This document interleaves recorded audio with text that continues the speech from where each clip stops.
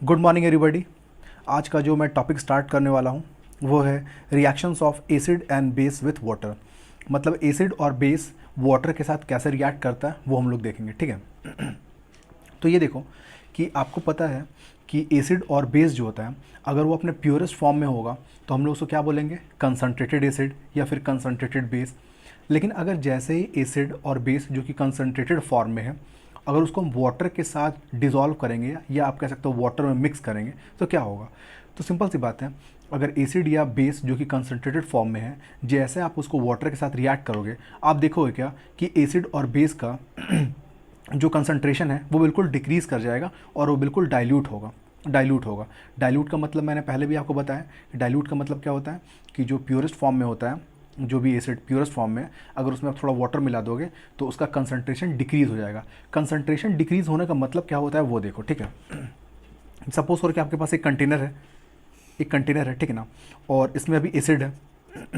इसमें मान लो कि पूरा एसिड भरा हुआ है, एसिड है आपके पास, ठीक है। अब इसमें बाहर से आप इसमें वाटर मिला दो, थोड़ा सा वाटर।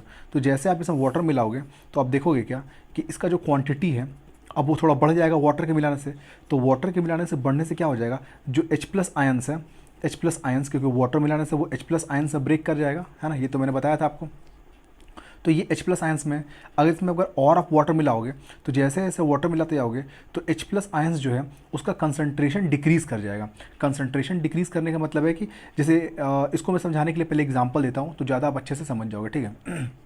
जैसे देखो आपके पास मान लो कि एक लेमन है और एक लेमन को कट करके आप क्या करो, लेमन है आपके पास, लेमन को कट करके एक छोटे से अब बाउल में निकाल लो, ठीक है।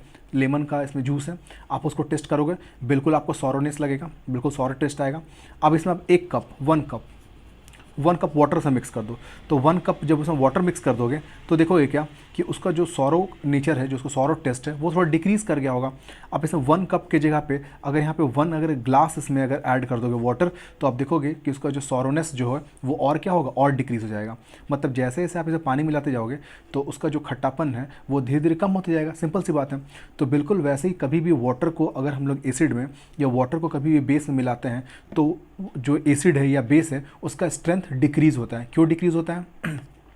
क्योंकि H+ आयंस या फिर OH- आयंस जो है वो देखोगे सॉल्यूशन में तो पूरा डिस्ट्रीब्यूट हो जाएंगे, और अगर पूरा में डिस्ट्रीब्यूट हो जाएगा मतलब उसका स्ट्रेंथ धीरे धीरे क्या हो जाएगा, कम हो जाएगा, है ना, ये चीज़ है।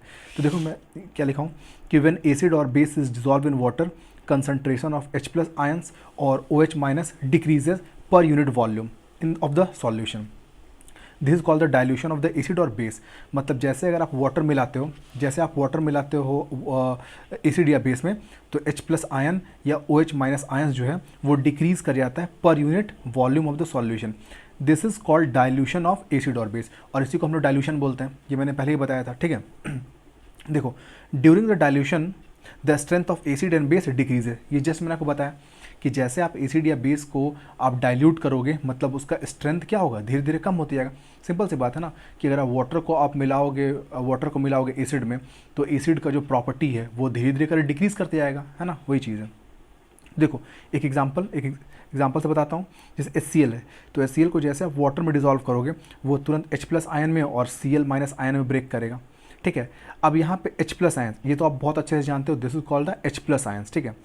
अब ये जो H+ आयंस जो होता है ना ये बहुत ही आप कह सकते हो कि अनस्टेबल नेचर का होता है, अनस्टेबल नेचर का। तो ये बहुत ही अनस्टेबल नेचर का है, मतलब कि वो ऐसे चुपचाप नहीं रहेगा, ठीक है ना। तो ये क्या करेगा कि H+ आयंस जो है वो सीधा वाटर जो मॉलिक्यूल्स है उसके साथ वो रिएक्ट करेगा, ठीक है। और उसके साथ वो रिएक्ट करके ये बनाएगा H3O+, ठीक है। और ये H3O+ जो होता है इसको हम लोग बोलते हैं हाइड्रोनियम आयन, ठीक है। कभी कभार ये एक नंबर का क्वेश्चन आता है कि व्हाट इज हाइड्रोनियम आयन, है ना। तो आपको बताना होगा कि that when acid is dissolve in the water it just give H+ ion and H+ ions are highly unstable in nature and it combined with the water molecule to form the hydronium ion, ठीक है। देखो मैं आपको लिखता हूँ, बताता हूँ कि when acid is diluted H+ ions are formed which are highly unstable, therefore it combined with water molecule to form hydronium ion, this is called the H3O+, ये चीज़ है ना। तो ये हाइड्रोनियम आयन जो है ये 1 मार्क्स का क्वेश्चन कभी कभी आता है एग्जाम में, ठीक है, मैं आपको दिखाता हूँ ये हाइड्रोनियम आयन का कंसेप्ट। देखो यहाँ पे आपको मिलेगा पेज नंबर 23 में। अब देखो ये रिएक्शन था कि H2O जो है जैसे वो HCl जो है जैसे वो H2O के साथ रिएक्ट किया, वो क्या बना है H3O प्लस, और H3O प्लस जो है ये आप देख सकते हो H3O प्लस, इसी को बोलते हैं हम लोग हाइड्रोनियम आयन। देखो बिल्कुल यहाँ पे लिखा हुआ हाइड्रोनियम आयन, है ना, वही रिएक्शन को मैं आपको यहाँ पे बताया हूँ। ठीक है, अब आगे देखते हैं। देखो अब ये जो एसिड है या बेस है वो अपना जो नेचर है एसिड और बेस का वो बिल्कुल वाटर के प्रेजेंस में दिखाता है। ये मैंने आपको पहले बताया था कि वो अपना H+ आयन्स जो है वो वाटर जैसे वाटर के कांटेक्ट में आता है तभी दिखाता है। ठीक है, तो ये पार्ट जो एक्टिविटी 2.9 में है, लास्ट डे मैंने आपको जब ऑनलाइन क्लासेस चल रही थी तो उसमें ही मैंने एक्सप्लेन किया था। ठीक है, लेकिन फिर भी एक बार मैं इसको बता देता हूँ। देखो ये बुक में भी दिखा दूंगा, आप देख लेना। एक्टिविटी ये बिल्कुल 2.9 में है, मैं एक बार आपको दिखा देता हूँ बुक में।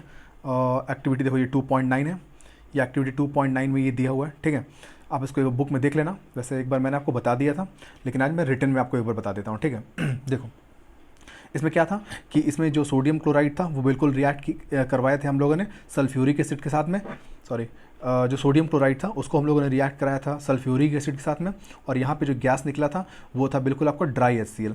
तो ड्राई HCl जो है, ड्राई HCl जो गैस था, अगर उसके सामने अगर लिथमस पेपर लाओगे, अगर ये मॉइस्ट लिथमस पेपर होगा तो ही इसका कलर जो है वो बिल्कुल चेंज होता है आपको बिल्कुल रेड में, अदरवाइज़ नहीं होगा। क्यों?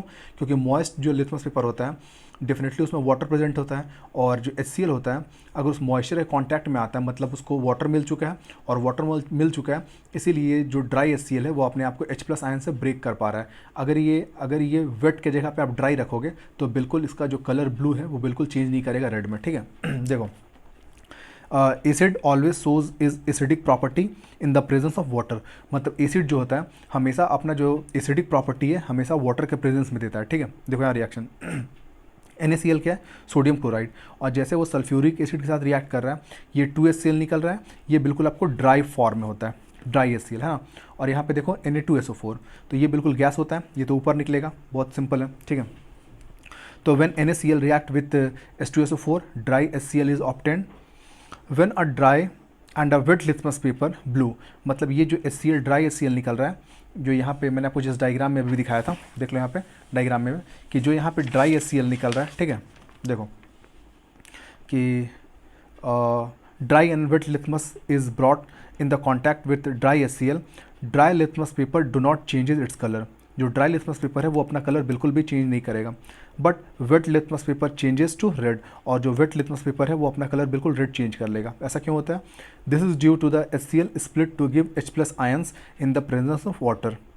ये इसलिए ऐसा हुआ क्योंकि जो आपका जो ड्राई HCl है वो वाटर के प्रेजेंस में आने से ही H+ आयंस में अपने आप को ब्रेक करेगा, और अगर H+ आयंस से ब्रेक करेगा तभी वो अपना एसिडिक प्रॉपर्टी दिखा पाएगा, है ना।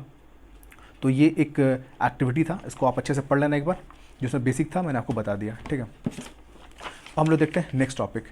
तो द प्रोसेस ऑफ डाइल्यूशन, ये भी एक बहुत इंपॉर्टेंट पार्ट है, देखना NCERT को मिल जाएगा topic. Process of dilution, process of dilution मेरे को क्या बताता है ना, देखो जैसे आपको मैंने बताया कि आपको डाइल्यूट करना है, मतलब एसिड और वाटर को आपस में मिक्स करना है, एसिड और वाटर को।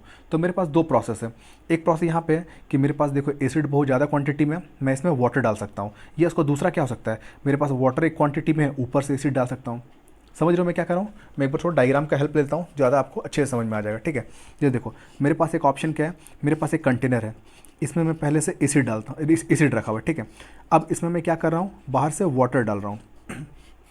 ये दूसरा ऑप्शन क्या है कि मेरे पास यहाँ पे पहले से वाटर है और इसमें मैं डाल रहा हूँ एसिड डाल रहा हूँ। ठीक है, ये दो मेरे पास अलग अलग प्रोसेस है। अगर आपको डाइल्यूट करना है, एसिड को डाइल्यूट करना है, तो सिंपल सी बात है ना कि वाटर को एसिड में मिक्स करना पड़ेगा। दो ऑप्शन है, या तो आप वाटर को एसिड में डाल लो या तो एसिड को वाटर में डालो। तो इन दोनों में से आप ऐसे नॉर्मली सोचोगे तो देखोगे ये बिल्कुल तो दोनों तो एक ही प्रोसेस है, आप इसमें इसको मिलाओ या इसको इसमें मिलाओ, बात तो वही है, दोनों तो मिक्स ही होगा। लेकिन इन दोनों में से एक प्रोसेस जो है वो बिल्कुल करेक्ट है और एक प्रोसेस बिल्कुल इनकरेक्ट है। ये जो प्रोसेस है ये बिल्कुल आपका इनकरेक्ट है, मतलब कभी भी हम लोग वाटर को एसिड में नहीं मिलाते हैं, हमेशा एसिड को वाटर में मिलाते हैं, यही प्रोसेस बिल्कुल करेक्ट प्रोसेस होता है। ठीक है, अब देखो यहाँ पर डायग्राम में मैंने लिखा है, देखो यहाँ पे एसिड जो है और यहाँ पे वापस ऑफ वाटर है। तो मैंने आपको जस्ट अभी बताया कि ये वाला प्रोसेस मेरे लिए बिल्कुल इनकरेक्ट होता है, कभी भी वाटर को हम लोग एसिड में नहीं मिलाते हैं, हमेशा आप देखोगे कि एसिड को ही वाटर में मिलाया जाता है, एसिड को वाटर में। अब ये क्वेश्चन आता है कि वैसे तो दोनों तो एक ही बात है, मिक्स ही हो रहा है, लेकिन ये प्रोसेस इनकरेक्ट है और ये प्रोसेस जो है बिल्कुल करेक्ट क्यों है। ठीक है, तो मैं आपको बताता हूँ एक्चुअल में होता क्या है कि एसिड और वाटर को जब भी आप मिलाओगे डाइल्यूशन के समय तो ये एकदम हाईली एक्सोथर्मिक होता है। मतलब एसिड और वाटर को आपस में मिलाओगे ना जब डाइल्यूट करने के लिए तो बहुत ज़्यादा एक्सोथर्मिक रिएक्शन होता है, मतलब बहुत ज़्यादा हीट डेवलप करता है, ठीक है। तो अगर आप वाटर को अगर एसिड मिलाओगे ना वाटर को, तो होता क्या है ना कि जो एसिड का जो मॉलिक्यूल्स होता है, एसिड का जो मॉलिक्यूल्स होता है वो वाटर मॉलिक्यूल को कैच भी करना चाहता है, मतलब जल उसको पकड़ना चाहता है, ठीक है। और ये बहुत ज़्यादा हाईली एक्सोथर्मिक है, तो इतना ज़्यादा हीट डेवलप होगा कि अगर आप ऐसे करके इसको पोर करोगे तो आपका हैंड जो है वो बर्न भी कर सकता है। और ये एसिड जो है वाटर मॉलिक्यूल को पकड़ने के लिए थोड़ा ऊपर की तरफ बाउंस करता है, और बाउंस करके अगर आपके हाथ में आ गया तो आपके हाथ को भी बर्न कर सकता है, हैंड को बर्न कर सकता है ना। तो ये प्रोसेस को हम लोग बिल्कुल फॉलो नहीं करते हैं, क्योंकि एसिड का जब भी डाइल्यूशन होता है तो वो एक्सोथर्मिक होता है। अब हम लोग एक्चुअल में प्रोसेस क्या करते हैं, वाटर हमारे पास कंटेनर में है, एसिड को एक दूसरे कंटेनर से हम लोग ड्रॉप वाइज ड्रॉप डालते हैं, drop wise drop.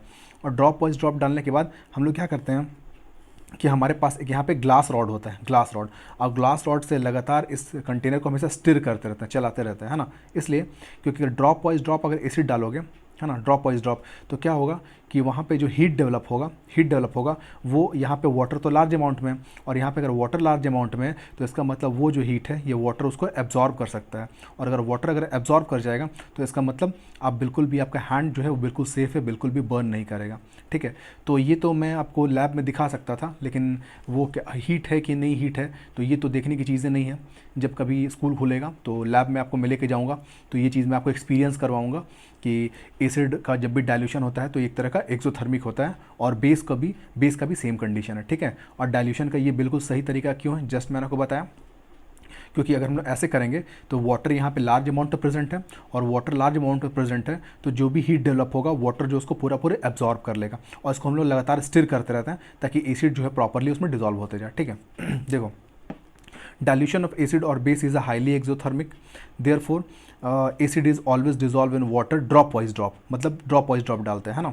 The solution is continually stirred by the help of the glass rod to absorb the heat, और हम लोग ग्लास रॉड से उसको लगातार ऐसे स्टिर करते रहते हैं ताकि वो हीट जितना भी डेवलप हो बिल्कुल वो एब्जॉर्ब करता जाए। तो ये था प्रोसेस बिल्कुल डाइल्यूशन का, ठीक है। अब नेक्स्ट टॉपिक आता है आपका पीएच। तो पीएच एक बहुत ही सिंपल सा टॉपिक है, लेकिन अपने आप में थोड़ा कॉम्प्लिकेटेड भी लगता है देख करके। तो मैं आपको बताता हूँ क्या है ये जो वर्ड जो पीएच है, एक्चुअल में ये वर्ड जो है ये वर्ड है पोटेंज, POTENZ, पोटेंज। और ये पोटेंज जो है वो एक जर्मन वर्ड है, जर्मन वर्ड, ठीक है ना। तो जर्मन वर्ड है तो उसका एक्चुअल में इंग्लिश में मीनिंग होता है स्ट्रेंथ, पावर। तो एक्चुअल में पीएच, तो पी का मतलब होता है पावर और एच का मतलब होता है हाइड्रोजन आयन।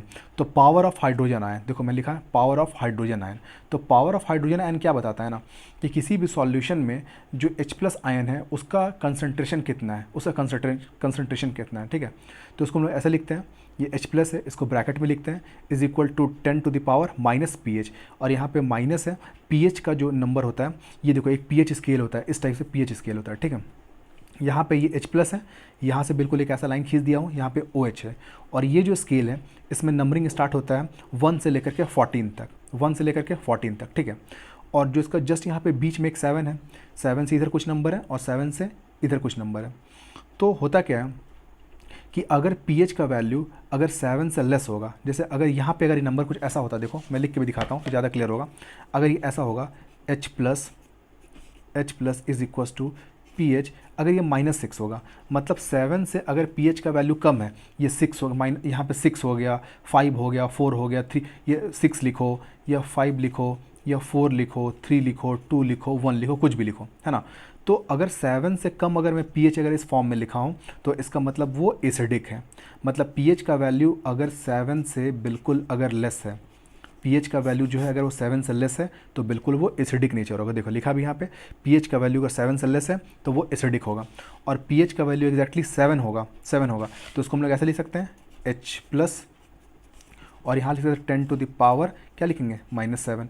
तो अगर pH का वैल्यू जो ये इस फॉर्म में लिखते हैं हाइड्रोजन आयन के कंसंट्रेशन के फॉर्म में, या सीधा इसको आप लिख सकते हो pH equals to 7, pH equal to 7। तो किसी भी सॉल्यूशन का अगर pH अगर 7 होगा मतलब वो जो सब्सटेंस है वो बिल्कुल न्यूट्रल नेचर का होगा। और अगर pH जो है अगर 7 से ग्रेटर होगा, 7 से ग्रेटर मतलब 8, 9, 10, 11, 12, 13, 14, तो वो बिल्कुल बेसिक नेचर का होगा, ठीक है। तो सिर्फ अभी ये समझना अच्छे से कि pH का वैल्यू अगर 7 से लेस होगा, 7 से लेस होगा एसिडिक नेचर, अगर pH का वैल्यू जस्ट 7 होगा तो वो होगा न्यूट्रल, और pH का वैल्यू अगर 7 से अगर ग्रेटर होगा तो वो बिल्कुल होगा बेसिक नेचर का, ठीक है। और कैसे लिखते हैं जस्ट मैंने आपको बताया। अब थोड़ा और चीज़ें बताता हूँ। देखो जैसे यहाँ पे देखोगे, अगर मैं यहाँ पे बात करूँगा, अगर pH का वैल्यू अगर मैं लिखता हूँ 6, तो आप क्या बोलोगे? बिल्कुल बोलोगे सर ये क्या होगा? Acidic, acidic. अगर मैं pH का वैल्यू बोलूँगा 5, तो भी ये क्या बोलोगे? ये बिल्कुल बोलोगे एसिडिक। तो अगर pH का वैल्यू अगर 7 से कम है तो एसिडिक होगा, मतलब 6 वाला भी एसिडिक होगा और 5 वाला भी एसिडिक होगा। लेकिन अगर इन दोनों में कंपेयर करेंगे तो 5 वाला जो है वो ज़्यादा एसिडिक होगा 6 से। तो इसका मतलब आप यहाँ पे देखोगे, जैसे जैसे आप इधर आते जा रहे हो, तो ये देखो ये लाइन मैंने इसलिए ड्रॉ करके रखा है क्योंकि देखो ऊपर मैंने क्या लिखा है H+, और नीचे क्या लिखा है OH, और 7 में क्या है, जस्ट यहाँ पे ये लाइन देखो, ये लाइन और ये लाइन इक्वल है ना, ये लाइन मतलब H+ जितना है उतना ही OH माइनस है, तो जितना H+ उतना ही OH माइनस, तो दोनों एक दूसरे को बैलेंस कर लेगा, इसीलिए क्या होगा? न्यूट्रल। लेकिन जैसे जैसे आप इधर आगे बढ़ते जा रहे हो, मतलब इधर लेस की तरफ जा रहे हो, 7 से लेस, तो आप देखोगे ये कॉलम जो है ये बढ़ते आ रहा है ना, मतलब H+ आयन का कंसंट्रेशन क्या हो रहा है? बढ़ रहा है। अगर H+ आयन अगर बहुत ज़्यादा होंगे तो डेफिनेटली वो क्या होगा? एसिडिक। तो सिंपल सी बात ये समझ लो कि अगर किसी का pH 2 है और किसी का pH 5 है तो दोनों क्या होंगे? एसिडिक होंगे। लेकिन ज़्यादा एसिडिक कौन होगा? 2 होगा, है ना। वैसे अगर बेस में इधर आ जाओगे तो बेस में उल्टा चलता है, क्योंकि जब इधर आते आ रहे हो तो देखो OH माइनस का है, इसका कंसंट्रेशन लगातार बढ़ रहा है ना। तो अगर मैं बात करूँगा 9 का और 12 का, तो 9 और 12 दोनों आपके क्या होंगे? बेसिक होंगे। लेकिन इन दोनों में कंपेयर करेंगे तो आप सिंपल से देखो, यहाँ पे एक लाइन ही आप ड्रॉ कर लो, ठीक है ना। तो OH माइनस का कंसंट्रेशन देखो, यहाँ पे ये लाइन है और यहाँ पे लाइन कौन है? तो लाइन ये वाला ज़्यादा बड़ा है ना, तो इसका मतलब जिसका pH 12 है वो ज़्यादा बेसिक है कंपेयर टू किसका? 9 का। वैसे यहाँ पे देख लो, अगर मैं 2 का बात करूँगा और 5 का बात करूँगा तो H+ में लाइन आप देखो यहाँ से लेके यहाँ तक लाइन है, और यहाँ पे 5 में कहाँ? यहाँ से यहाँ तक लाइन है। किसका लाइन बड़ा है? 2 में बड़ा है। तो 100% 2 जो होगा वो ज़्यादा एसिडिक है 5 से। तो ये कुछ छोटा सा चीज़ था pH के बारे में, तो ये थोड़ा बहुत आपको जानना था, जो मैंने आपको थोड़ा स्केल की मदद से बता दिया, ठीक है। कि pH का वैल्यू अगर 7 से लेस होगा एसिडिक, 7 होगा न्यूट्रल, 7 से ज़्यादा होगा तो बेसिक। और 2 को कंपेयर करना है तो जस्ट मैंने बताया कि pH में जितना आप कम जाते आओगे उतना ज़्यादा एसिडिक होगा, और 7 से जितना ज़्यादा बढ़ते आओगे उतना ज़्यादा बेसिक होगा। तो इसका मतलब सबसे ज़्यादा जो स्ट्रॉन्ग एसिड है उसका pH कितना होगा? 1, और जो स्ट्रॉन्ग बेस है उसका pH कितना होगा? जो स्ट्रॉन्ग बेस है उसका pH 14, ठीक है। तो आई होप आज जो चीज़ें मैंने आपको बताई ये आपको समझ में आ गया होगा। कुछ डाउट होगा तो आप बिल्कुल मुझसे ऑनलाइन क्लासेस में बिल्कुल पूछ सकते हो, ठीक है। और ये जो pH के बारे में जैसे मैंने बताया, तो इसका क्या एवरीडे इंपॉर्टेंस है, मैं डायरेक्ट इसको डिस्कस करूँगा अपने ऑनलाइन क्लासेस में। Thank you very much.